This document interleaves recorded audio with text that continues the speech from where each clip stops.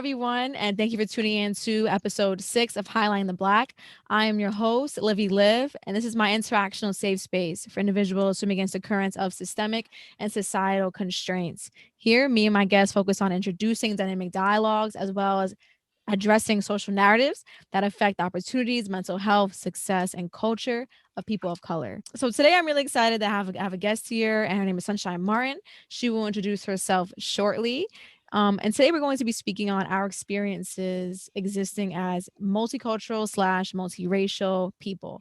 We're going to be diving into identity, pride, and also the positive and or negative effects that come along with it. So before we get started, I'm going to let Sunshine introduce herself. Hey guys, as you said, my name is Sunshine Martin. I'm a painter. I go to SUNY Purchase. I'm currently 21 years old. I'm from Queens, New York. Yeah. Hey, Queens. We actually met in college, so we've been friends ever since.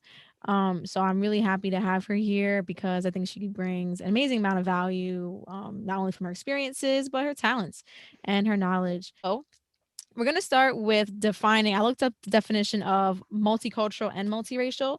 I originally did multiracial because I thought multicultural was the same thing. So I was a little bit like, maybe it's not.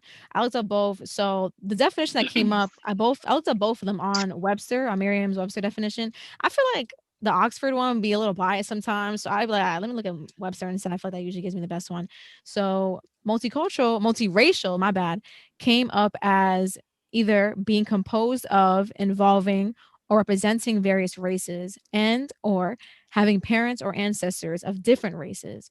So that's multiracial. Multicultural is the customary beliefs, traits, social forms, arts, and material characteristics of a racial, religious, or social group, and or the integrated pattern of human knowledge, belief, behavior, and transmitting knowledge to succeeding generations. So I'm going to ask you first, which one do you feel, if you want me to repeat it, doesn't let me know if you want me to No, no. repeat some parts.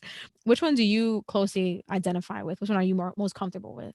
Um, I think I would just closely identify as multiracial just because I feel like multicultural could be covered in many things. Like someone who is could be like completely white can be multicultural. It just really depends on where you live, I feel. I didn't think about that. Like you can be white and still identify with different cultures. That's something I didn't think about. Because I wrote down, I agree. I would represent myself as multicultural only because it's like me responding to my environment and like the cultures around me. So like I definitely am multiracial, but I'm also multicultural. But I'm multicultural with the races that my ancestors, my family have. So I mean, I feel like the both could go hand in hand. And I feel like I still would do multicultural only because it's feel like it's a mesh with my character. Like the culture is mesh with my character, my personality. Like when I'm in the crib, my mom cooking Italian, Spanish, and black food. But when I go outside, I'm around a whole bunch of black culture. How did your parents like? How was it in your house? Like being in the house and then being out in your environment. How did you like?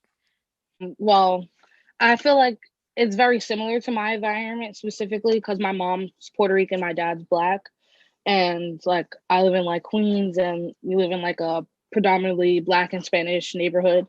It felt very natural for me. Felt very like easy just to like identify who I was based on like my family. It was very easy to navigate who I was racially, and I was the youngest of like two sisters, so they already did their little like ethnic and racially like confusing things, and I kind of just followed the wave. So you say it's having siblings kind of helped you be able to identify easy, get it, and have an easier kind of transition with identifying yourself in regards to like ethnicity. Because you had Yeah. already seen them go through that kind of like maybe identity. Would you say like identity crisis? Yeah, I feel like it was like more of an identity crisis for them, especially since they're both like darker than me, and our mom is like light skin, like she's light, Yes. so like they definitely had to like navigate the world a lot differently than I do. Right. It's I feel like it's a more hard for them because they are darker, and like obviously we benefit from colorism, and we benefit from these privileges that are placed on us, but not necessarily like my sisters do or something like that. Right. Right. Beneficial for you to see, like, to be able to learn it but like not directly in because you're not experiencing having like darker skin, but you're able to have people who you love and who you live with or who you're close to kind of navigate that themselves, but have that kind of knowledge and that firsthand knowledge to see it like how they're experiencing that, how they're reacting to it, and like the Mhm. the reactions that they're getting from being darker skinned, but also being multiracial. So, and as you said, like since we're lighter skinned, we benefit off of the privileges and off the systemic privileges that are present there. So I think that's really important for people. Like if you're only sibling, or if you're not able to really know anybody that is darker skinned, because you can't really relate to really how the troubles that they also go through. So I think having siblings can really benefit us. There's a stat I looked at, right? So it was by Pew Research Center, and it was surprising to me, honestly, that only 6.9% of adults identify as being multiracial or identify with being like more than one race, whether that be like through their grandparents or their ancestors. And that was just the one thing that kind of shocked me from that. But out of that 6.9%, 60% of them felt proud of their background. 59% of them were more open to other cultures, and 55% were subject to jokes and slurs. I think every biracial, triracial, et cetera person can kind of fit in any of those things. And I think that's like just what you have to deal with being more than one race, because it comes with a lot more than you expected. A lot of it is learning how to fit in with different groups of people, whether it's disguising yourself or amplifying your voice or something like that. And I think it's so low just because like the percentage of multi-race adults right now are so low, just because previous to a multiracial like box wasn't a thing. Like I know me growing up, we didn't have the like option to pick more than one, or just to pick other or anything like that. Like we had to pick one, and my mom always told us just to check black. She's like, your dad's black, you check black. Like it is what it is. All right. So like but I definitely feel like you have to get out of your growing up environment to explore that, if it wasn't something that was introduced to you. In my household, I feel like I was introduced to race very early. I understood that like we were black or we were Hispanic. Growing up, you have to like pick one. So when you're like multiracial, like depending who you're with, like when you're with like other black people, you're amplifying your voice, you're like trying to be like, I'm black too, I'm black, like. And then for me, like when I'm with Spanish people, it's another like amplify my voice kind of thing. I think it just depends on how you were raised. Making so many great points. And actually, I mean, I wrote down some because a lot of it related to actually what I wrote as well. And I felt to start the fact that being biracial or more than one race, we fit into all these percentages, like feeling proud and being open to other cultures, and also being subject to slurs and negative impacts, that we are all kind of subject to that. And I want to amplify your point that when you said, that we don't but we were never we're heading into territory that we were never prepared, almost not never prepared, but we didn't expect to be in. So like when you're born, when you're growing up, it's kind of like, well, I didn't expect being more than one race was going to be this of much of like a thing, like having to navigate so many different kind of aspects of like you said, like being in black environments, being in Hispanic environments, being in white environments, whatever your race may be. You kind of have expectations, and like you said, like amplifying your voice in certain environments, and that is so present. But at the same time, it can be so challenging because we're constantly having to prove not only our like and our blackness in one place, being Hispanic in another place. And if you don't like me, I don't speak Spanish. I wasn't raised like eating like certain food or experience. So it's like I was always kind of made it out into being an outlier because I couldn't relate. Like, and I could relate in all these different ways, but it was like it just was never enough for me to like be included. So it was always kind of like a difficult area to go through these things, being biracial or multiracial. That I like how you said that it's kind of like, you didn't alienate it. And I want to appreciate that point because it's so important that we can recognize that. And today there are still so many people that go through mental stresses and anxiety and depression because they don't feel like they fit in anywhere. And especially being black, we can't relate being African because we were never in Africa. Our grandparents aren't pure African. We don't have that kind of culture passed down to us in front of us. So at least for me, I've always struggled with that identity crisis of not ever being enough to fit into my black environments, where I feel like I mostly could relate to the most. I like how you said that your parents exposed you to who you were and who your background your cultures around you. Like they always made sure you understood that you are Puerto Rican and you are black. And if, like you said before, like at that time we were never able to check in all these different kind of boxes, like being, Hispanic and white and black all at the same time. Like I remember like just having to pick one. I was just like, oh my God, what do I do? Like I was just always so confused. Like, so I actually read something about that. It wasn't until the CDC implemented that, so 2000.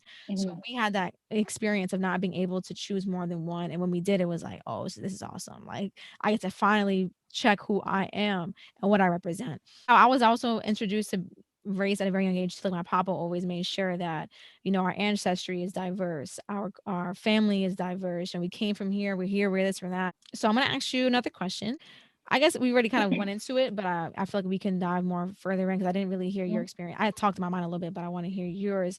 If you're in your life experience being multicultural, multiracial so far, has there any has there been any negative or positive impacts and challenges mentally, socially, or physically, and which have you experienced the most?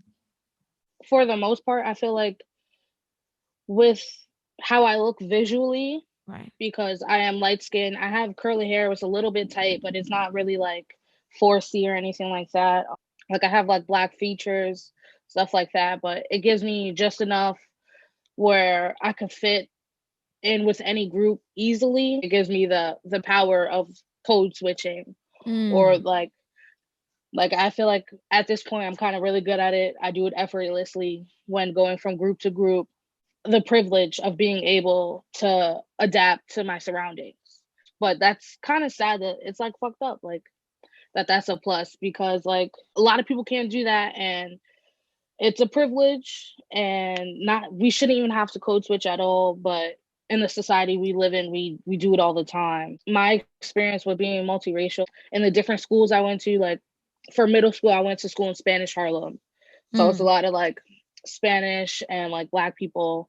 Previous to, I was going to a mostly white school. So I went from like that kind of school to a school on 96th Street and York Avenue, and they was doing some hood rat shit. And Well, how was that transition? at first it was fine. I just kind of stuck to myself, but like eventually you find your people. It was kind of fun because I kind of felt like I was with my people. Right. So you're more comfortable. And yeah, so I was definitely fully comfortable being like black and Spanish Mhm. and just moving through that. And then I feel like the worst that has got microaggressions or macroaggressions, stuff like that, or like now making work about blackness and POC. It's a lot of defending my work and defending my right to speak about my work, Mm. which like at this point, like in college, it's a lot of like just defending my right to speak on these topics because I am biracial. I'm a big fan of amplifying and giving my voice, and then retracting my voice and giving other POCs time to speak, time to shine, stuff like that. I feel like we all have space in this world to like make our work, and it's not like I'm making work I don't relate to. Like I can't make work about being dark skinned. Like for me personally, I can't make that kind of work. You know Right. what I mean? So that will be a space where I would step back and let someone else speak on that. I just feel like the only like downfall to being racially ambiguous for me, like you get like the people on the internet, and certain people feel like they can attack you because you're not one of them, or you're not singularly something. And I think I battle that really well, and I know my place in this world. I'm very solid in who I am. I've been solid in who I am for a really long time. So I'm so glad to hear you say that. And honestly, it uplifts me and it inspires me and motivates me. And I hope it inspires and motivates others because you said so many important points that are very vital in trying to build confidence in people of color, especially today. And you touched on a lot of important points actually. And I really want to start with the power of code switching. I feel like that's definitely one point that I actually never was able to recognize as that privilege to be able to do so, because code switching can either mean you get a job or you don't, or you get killed or you don't, or you are accepted or you're not, or you're seen as valuable or you're not. You know what I'm saying? And especially when you're Mhm. darker skin, it can be so much, that can mean life or death. So I think that being biracial, multiracial can being able to code switch is something that we don't normally look at as what it is, because we're able to fit in different groups, not always so easily, but when we're in it, it's important that, like you said, that we're amplifying our voices and we're giving the space for other people of color to also speak on their experiences, because we can't speak for for dark skinned people and what they experience on a daily basis. We just can't. That's something that I always like try to do my best at. Like, I can never respect people who just speak on other people's experiences. It's like, one, you just don't understand. Like, you just don't get it. If you don't get it, that's okay. Step back and let them speak. Like, it's like feminism. It's like so many other things, mainstream feminism, etc. Like, Mhm. we gotta give people the space so they can talk. Like, it can't work in any other way, else things won't get done. Well, you said that you do work, so I think that, I mean, I know that, like, being you said you're a painter, but I want to just kind of point out that you mean, like, when you said your work, you mean like your painting and your visual art pieces. And I also, like, since we went to college together, I did see, I saw a lot of your work, and I completely understand where you're coming from when it comes to having to constantly defend, your knowledge and your intelligence when it comes to certain perspectives. It can be super challenging, like, not just like, challenging, but frustrating. And like, you have to put energy into that. Like, people are going to ask you questions and they're going to want to question Yeah. your, what do you mean by that? How can you relate? Especially like going to purchase. I mean, that's where we went, but I mean, there really isn't that many people of color, like, especially in the art, conservatory, it really isn't that many. Like, there are some. It can be uncomfortable at times, especially when you're creating such strong work. I almost There were times where I even came into like self-doubt. Like, do I have the right to talk on this? Like, is this too like powerful? Is this too like head on? Like, am I doing the right thing? Like, can I defend this? But then it's like you said, it's showing up confidently. It's being your best self and knowing that you have to believe in yourself. You have to believe in your words and what in your experience. And just because we ain't like 100%, black, that doesn't mean that we get to downgrade our experience as being black, no matter what percentage that may be.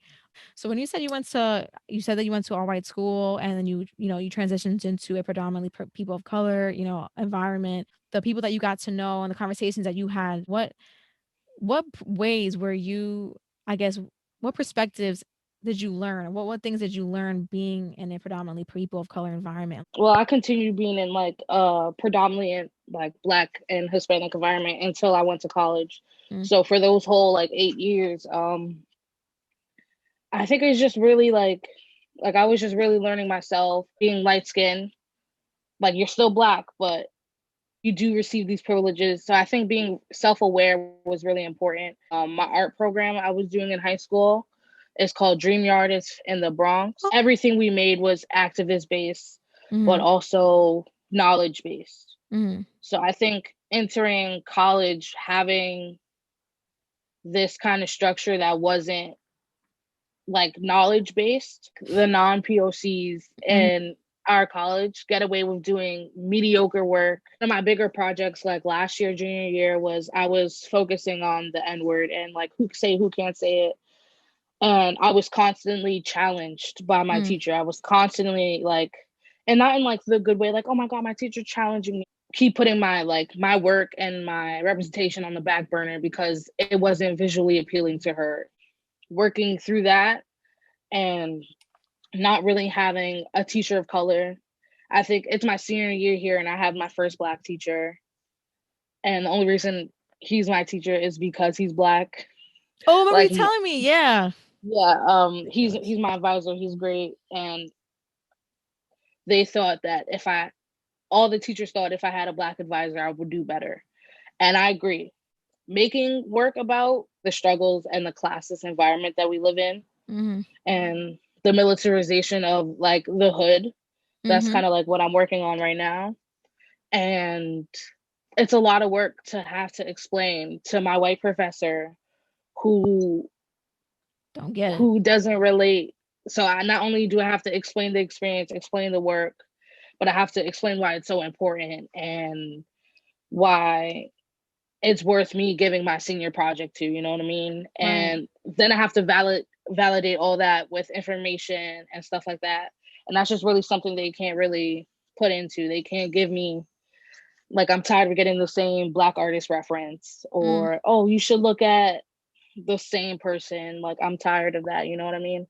So I really think surrounding myself with people of color who are not only full of knowledge and power in the sense that either they're my teacher or they're helping running this art program for teens and stuff like that. Like, that was really important, seeing black and brown people who can actually elevate themselves in life and spread knowledge positively.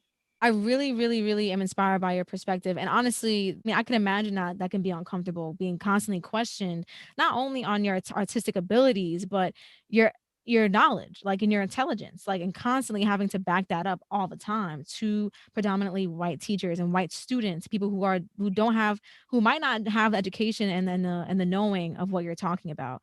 And the fact that you're creating work that is so strong and so needed in today's environment. And honestly, I mean, I love what you're doing. I really am excited to and looking forward to seeing, what you create. And I really love the thesis that you decided to work on because I mean, at the same time, we're not responsible for educating people who aren't educated. And the fact that you have to do that and educate like a grown person and a teacher and you're a teacher on top of that can be really conflicting and and you're trying to do your best work and you're trying to represent yourself in the best way you can and your people and what's going on and your experiences and experiences of others and the fact that you have to go through uncomfortability to get there. It's going to be a part of life, of course. I mean, a lot of people who are black and people of color who are trying to make a statement usually go through it. You're a powerful person and you're holding power at where you stand, and I'm glad that you're really standing your ground and you are doing what you want, that you are following through, and that where your voice is, where your power is, and you're using your skill and your talent and your knowledge to make a message and to create a message and to make sure other people can understand that message, not only like through your work, but being able to put in that energy to educate them. Because of course it ain't our job, but you're doing it anyway. Going into, I guess, being able to express our perspectives in regards to family. So I know I have disagreements and differences when it comes to me and my family and my perspectives as I'm getting older and being able to like and growing my knowledge and educating myself more and more. I'm definitely running into way more like differences than I thought I would. Was going to. Have you like you getting older now and you being able to now experience more, meeting more people and talk about things like this now? Are you experiencing any type of like differences with people that you are closer to, whether it be family or whoever you're close to? I think for my like family dynamic, like, I hung out with like my dad's side of the family not as much as I hang out with my mom's side of the family. For me, it wasn't weird to be so light. And then on my mom's side, like, they're Puerto Rican. So some of us are like that. Some of us are dark skin. Some of us are medium skin. We're all really different Mhm. color wise. And obviously, we do have to hang out and deal with our biases and stuff like that within our family. Like, sometimes when I go to like my Puerto Rican, we have like a family reunion every year.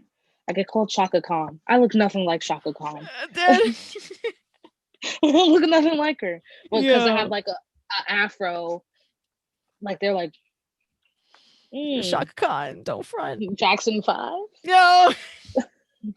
Oh, what do you call those? Like, microaggressions. Mhm. Like, they don't mean harm, but it's very much like Don't do it. you named the first black person you know with hair. You know what I mean? Yeah. And and like, I obviously receive less of it because I'm light skinned on that sense. Right. But like, my sisters or my cousins who are also biracial often see it, and we often have a little comments about it and talk about it. But I think Mhm. mostly, I think now, especially right now in like this political heated environment that we're in due to like the election and stuff like that, I just differ on political beliefs. We often have these conversations like at my grandma's house in her living room. It'd be like 3 o'clock in the morning. They're like, actually. So Well, it's really good and productive that you guys are able to actually talk about it because I mean, like a lot of people aren't able to actually sit down and have a conversation about, well, what you said earlier was actually pretty offensive. And little do you know, whatever, like, or even if not even that, just addressing, these internalized biases that we have, internalized racism, things that we say, and do that we don't think it means us any harm or that we don't think causes any harm. But, for the person receiving it, it's like, well, like you said, I don't actually look like Shaka Khan, but in my family, I mean, like when it comes to certain things, like I have to like kind of sprinkle it in here and there. Like usually makes them like a defensive. So like when my mom's side of the family, like definitely political, we're not there. Like I mean, not my mom, but like certain people like in my mom's family, we're nothing is just completely opposite when it comes to like beliefs and stuff like that. But when it comes to like being like me too, I'm always calling Shaka Khan. It's like, bro, I don't look nothing like this chick. Like, why you keep talking like I'm like, one, Josiah? she's brown. Bro, like saying, oh, your babies will come out so cute if you have kids with this kid, or like you should have a baby with this person, because they're white or they're Asian. Like you'll have such beautiful That's blazing just like babies. Like, fetishization of yeah, like I don't know. Mom, please stop. of Mom. it's weird. It's weird. I don't want to have a kid with him. Please stop. Like now, I mean, I feel like the benefit is, especially because at least I know like when me and you were around people who are interested and have the same kind of perspectives and the progressive views, that we're able to learn with people that we're around.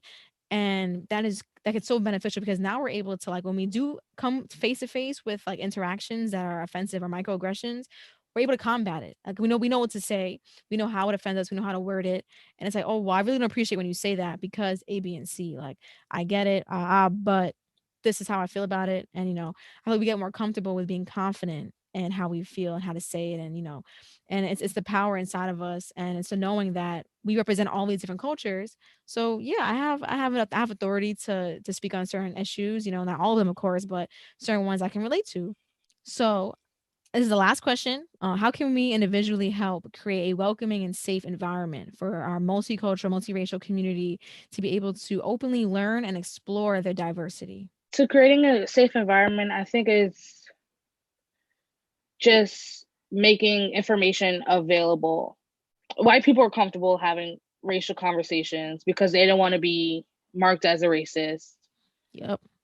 A lot of white people are really uncomfortable having those conversations, and especially like white teachers, white stuff like that. What I've learned recently is there are a lot of hidden racists. Like it'll be like white people on campus who hang out with you, hug you, but they have an N-word pass in their apartment where they all just scream the N-word. You know somebody who Yep. Yep. Oh my god, do I know that? Like, yeah. No. Damn it. And it's really just like I Talking to had white faith people? in Just you. like saying it. Yeah, like Okay. it's fun for them. Like that it's Mm. a joke to them, you know what I Of mean? course it is, yeah. So like I think it's really offering information and the space to talk about it. And for me specifically, I make work concerning it and I haven't released them like on like the internet yet. I want to filter through my work and kind of get like the best of it Mm. and have like whole answers and have conversations discussing it and normalizing these conversations, normalizing what's okay, what's not okay, stuff like that. Like being able to set boundaries is really important, especially for young POCs. It's really hard to set boundaries if it's with your family, people like that, your friends, because they could be people you love, you think you don't want to offend them, but you want to let them know like you can't do this anymore. Right. Like you can't, like that makes it's further than making me uncomfortable, it's racist. Mm-hmm. And by saying that you participate in something racist doesn't mean that you're a bad person because technically we all participate in racism, whether it's going to college. By going to college we're participating in racism, stuff like that. Like racism is so far ingrained into all of our social systems, financial systems, anything like that. So I think it's really important to be able to have these conversations and letting you know like that is racist. Yep.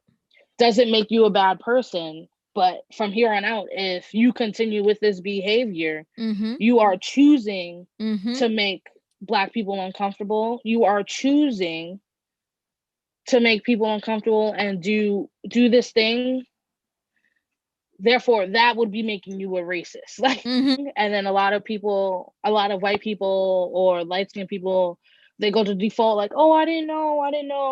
Okay, well, now you know. Well, yeah, now you know, you're 20 something, you have everything you need to educate yourself. Mhm. And if you choose against it, you're choosing ignorance. So you could do racist ass shit and still be like, well, I didn't know. I didn't know that was a thing.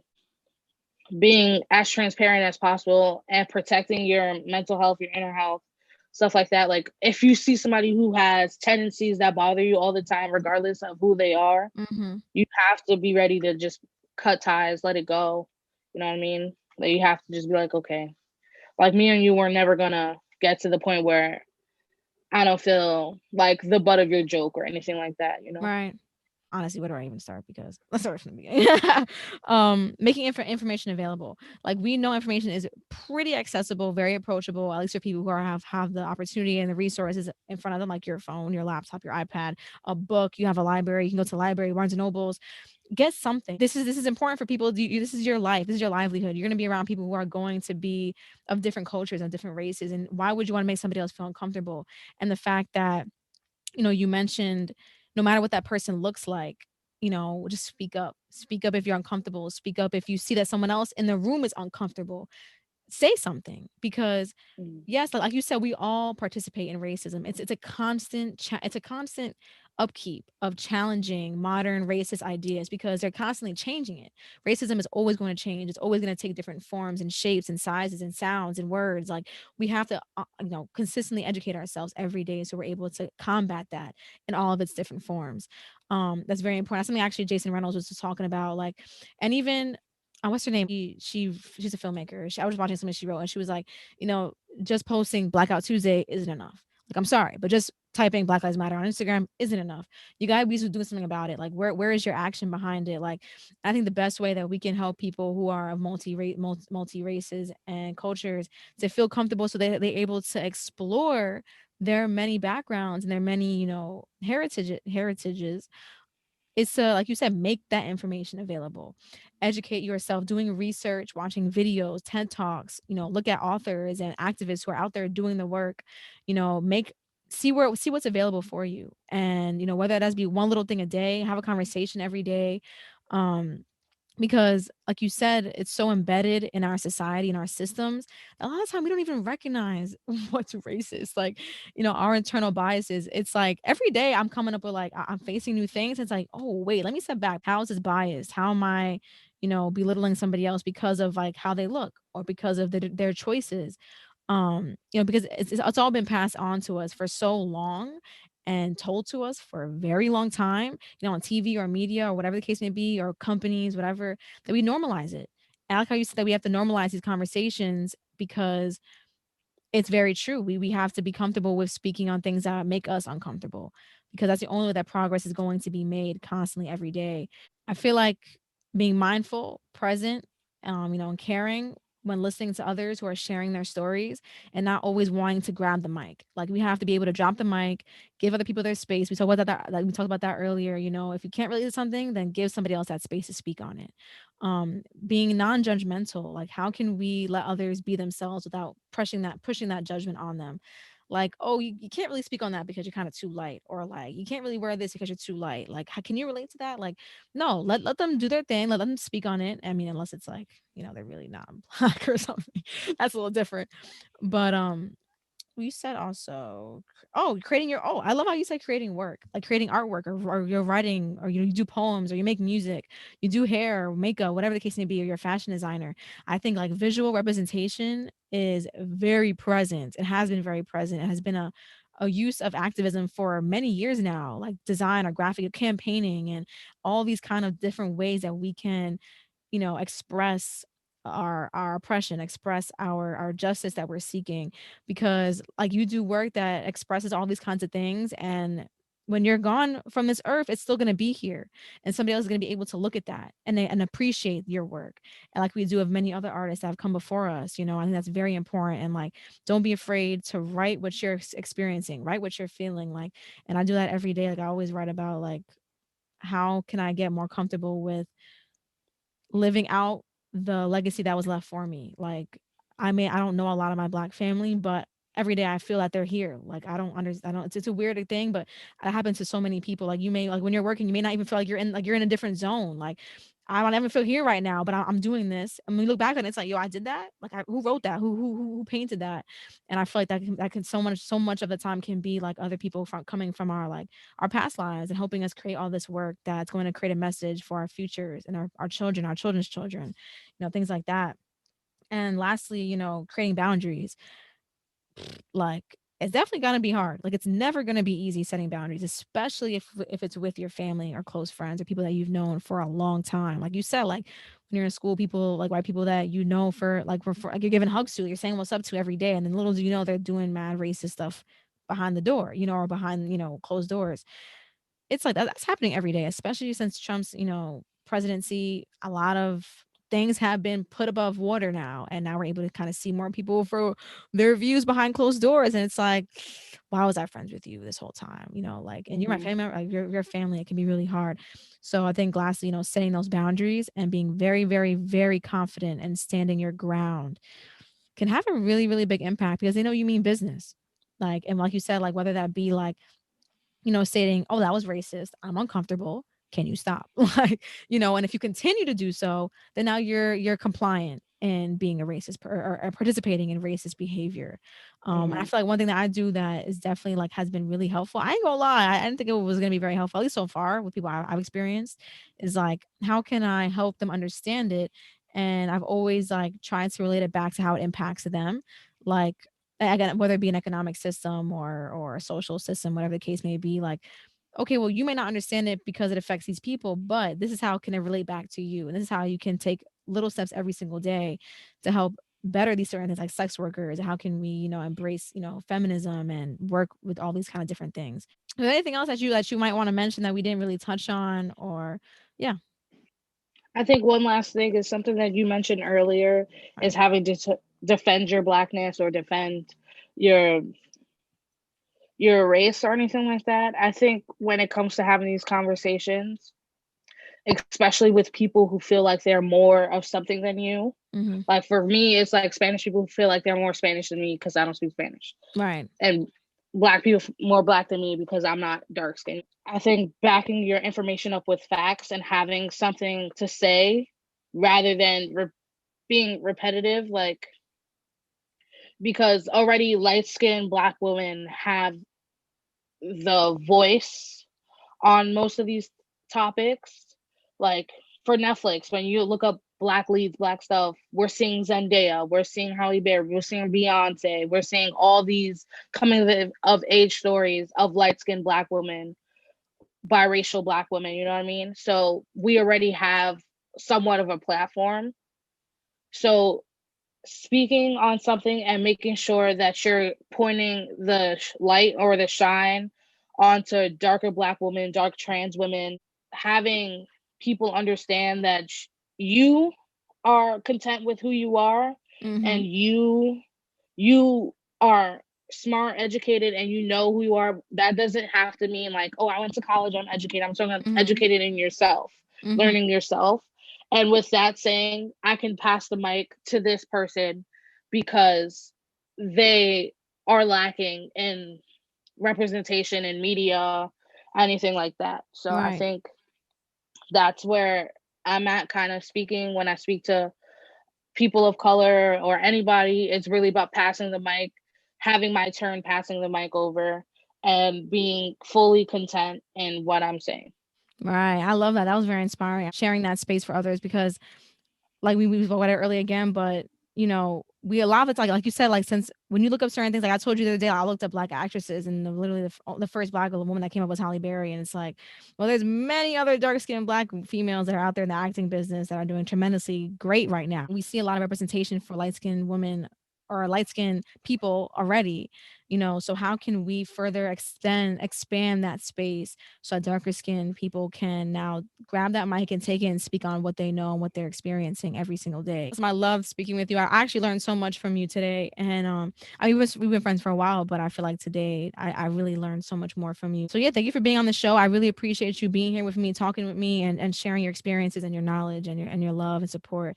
I think it was very inspiring and brought a lot of value today. If you guys have any questions for her, and do you want to, where they find you on social media? Where how they get in contact with I think my Instagram is sunshine9278. you? You I want to think? say my I want I want to say my Twitter is the same. It's okay. I'll Let me put tell it in you the right show now. notes anyway. You text like let me know and then I'll just put it in the description. All Yeah. right, well, thank you guys for listening to Highlighting the Black. If you have any other questions or want to get to know Sunshine a little bit more, I will leave her information in the description of the episode. Thank you for Sunshine for being here again. And thank y'all Thanks for for having me. it's my problem. It was my pleasure. I should be like you, Mel.